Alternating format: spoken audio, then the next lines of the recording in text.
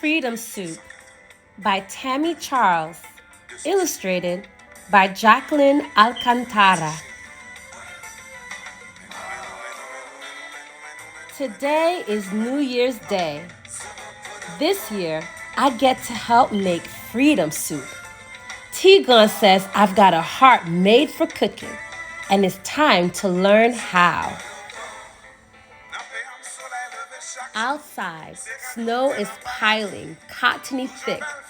Inside, warm, sweet air flows. Haitian compa pours through the speakers.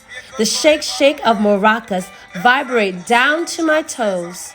Tigran's feet tap to the rhythm. We pause our dancing, and Tigran says, first bell is the épice. She places the pion between my knees. Click, clack, click, clack. Together we mash the garlicky herbs to the compa beat. Then we add it to our meat and let it rest. Next is your favorite, the pumpkin? Tigran smiles and pulls it out of the boiling water. Ribbons of steam dance up to the ceiling. She lets me peel the pumpkin. The skin melts off like butter. Then Tigran browns the meat in a new pot and gathers the rest of the ingredients. Pumpkin, herbs, potatoes, carrots, cabbage, and celery. Your turn, she says. One by one, I slide the ingredients into the bubbling liquid. The pumpkin-y garlic smell swirls all around us. Know why they call it freedom soup? Tigran asks. Because it's free? It's the same answer I always give. Tigran laughs her loud, belly-deep laugh. Oh, Belle, nothing in this world is free, not even freedom. She begins to tell a story, the same one she tells every year.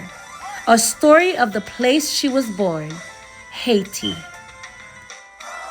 Long ago, my country was a land of sugarcane and coffee fields, and my people were slaves, working under the fiery sun, growing vegetables, making soup for their masters, soup they were never allowed to eat themselves. Freedom soup was only for the free. No soup for New Year's? My face feels hot. And then what happened? I ask.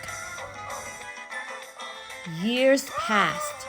The slaves' hands were tired, spirits shattered, blood shed, freedom stolen, pride gone.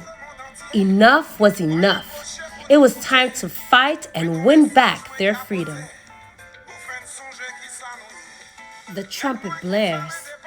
I hear it, Tigran. The revolution is here.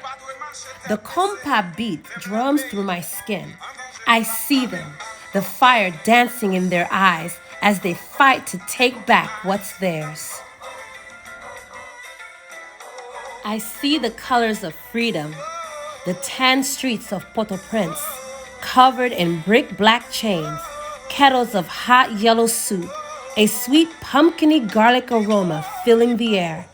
I see Tigran's people, my people, eating soup to celebrate the end of slavery, eating soup to celebrate the start of freedom. We clap our hands and sing to the sky.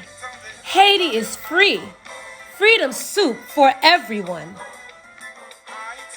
Tigran lowers the flame while I throw in the pasta. My grandmother taught this tradition to my mama, who taught it to me. I taught it to your mother. And I will teach my children one day? Tigran's dark eyes smile as we rest in the living room, and she pulls me in real close. And they will share it with everyone who will come after. The pumpkin-y garlic smell scents the air as cousins, uncles, and aunts arrive and dance. We share the story of Tigran's faraway island and taste freedom again and again and again. What a lovely soup you made, Belle, they say. I puff out my shoulders, wider than the Haitian mountains. Stand so tall I can almost touch the moon. All around, just like my family, people gather and share.